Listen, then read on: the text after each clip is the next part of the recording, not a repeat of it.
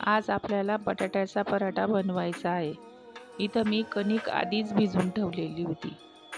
त्याच्यातनं मी आता थोडासा कणकेचा गोळा घेतलेला आहे आणि अशा पद्धतीने मी 2 लाट्या करून घेतलेल्या आहेत इथं।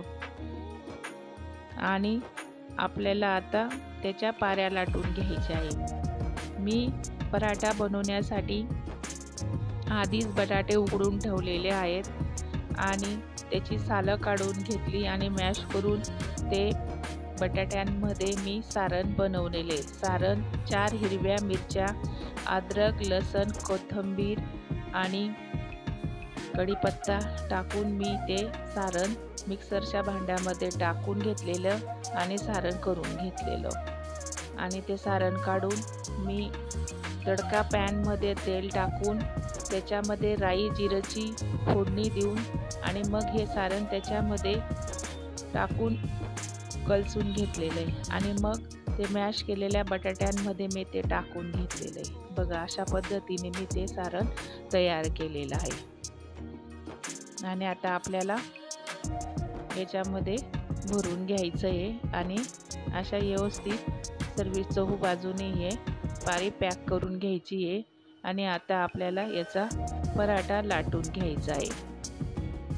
अशा पद्धतीने मी इथं चहू बाजूने पॅक करून घेतलेलं आहे।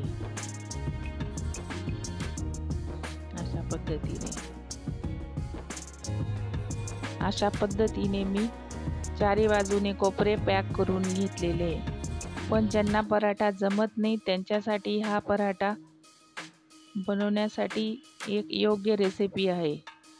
अशा पद्धतीने पाऱ्या लाटून घ्यायच्या आहे आणि त्याच्यामध्ये बटाट्याचं सारण भरून घ्यायचं आहे आणि अशा पद्धतीने पॅक करून पराठ्याला लाटायचं आहे। डायरेक्ट लाटण्याने हा पराठा लाटायचा नाही, हाताने याला असंच भाकरीसारखं आपण थापत चालायचं आहे।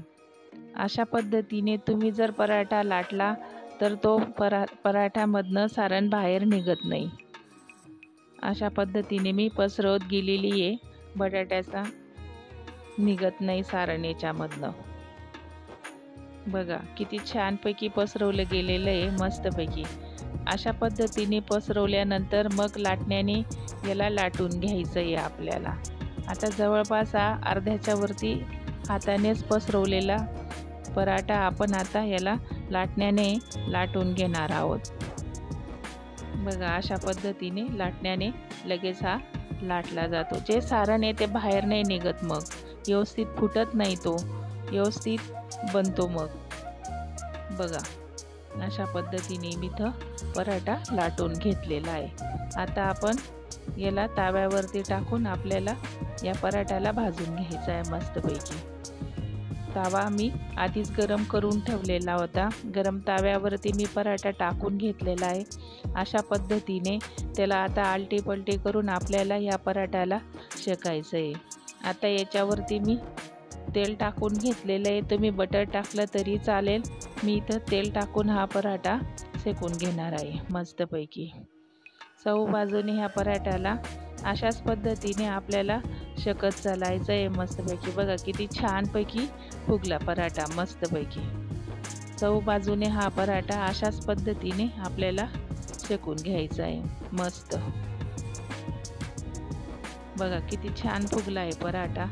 इथं पराठा तयार झालेला आहे मस्तपैकी। आता आपण या पराठ्याला एका प्लेटमध्ये आपल्याला काढून घ्यायचा आहे। बघा, मस्त फुगलेला पराठा टूम फुगला आहे मस्तपैकी। तुम्ही जर अशा पद्धतीने पराठा बनवाल तर तुम्हाला नक्की रेसिपी जमेल। बघा किती छान पैकी पराठा आलेला आहे मस्तपैकी। आता आपल्याला याला एक प्लेटमध्ये काढून घ्यायचा आहे। बघा, छान आलेला आहे पराठा मस्त।